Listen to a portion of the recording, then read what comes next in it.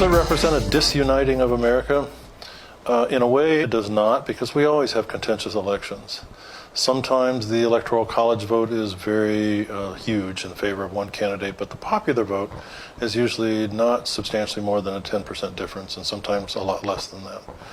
What is increasingly the case is represented by this election, but several elections over the past 20 years, is increasing polarization of the American electorate. So whereas 50 years ago, even really 30 years ago, there were a lot more Democrats that considered themselves to be moderate and share some views with moderate Republicans, and there were a lot more Republicans who were moderate and considered themselves to be sharing some views with moderate Democrats. Now you see this polarization where many Republicans refuse to make any compromises with Democrats and vice versa. So we used to, if you consider this to be the Democratic end of the spectrum and this to be the Republican end of the spectrum, it used to be that most voters were here, close to the middle. And there were a few out at the extremes, relatively few. So the curve kind of looked like this. Now it looks like this, where there's Democrats out here, and especially well out here. The Republicans have moved very far to the right, and there's this vacancy in the middle. That has not taken place in this election. That's taken place over the past 20 or 30 years. But this election really demonstrated just how much that polarization has taken place.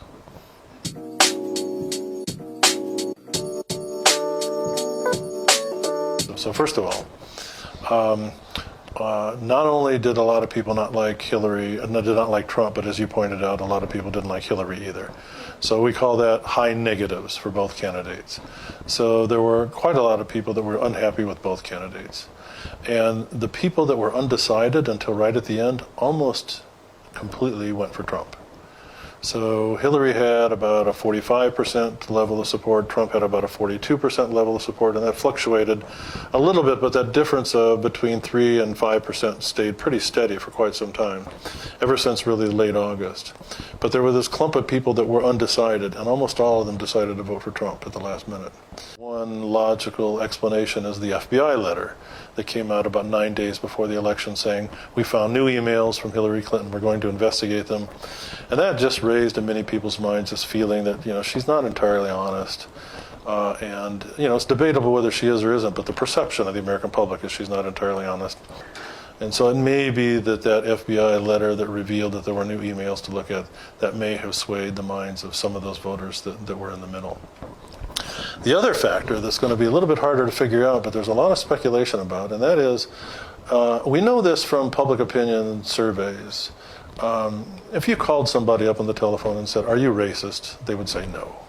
Nobody's going to say something like that. Do you think women are second-class citizens? Nobody's going to say no to that.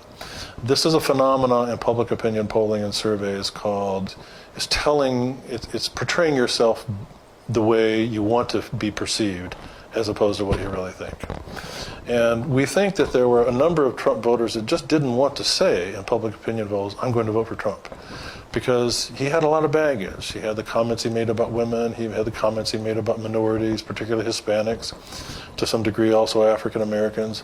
I mean, he said a lot of things which people did not necessarily admire.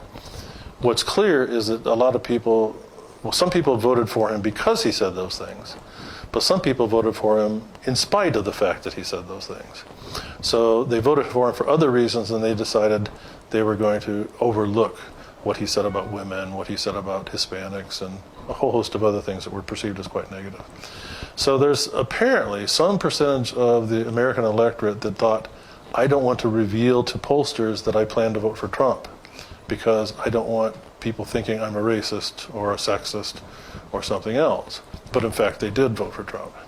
It's not easy to figure out what that number is, but I'm absolutely convinced they're not all racists, because something like 300 counties in the United States that voted twice for Barack Obama voted for Trump this time. So there's a substantial number of people who voted for the first black president that turned around and then voted for a president who's perceived to be a racist. And it has to be for reasons, in this particular case, other than that.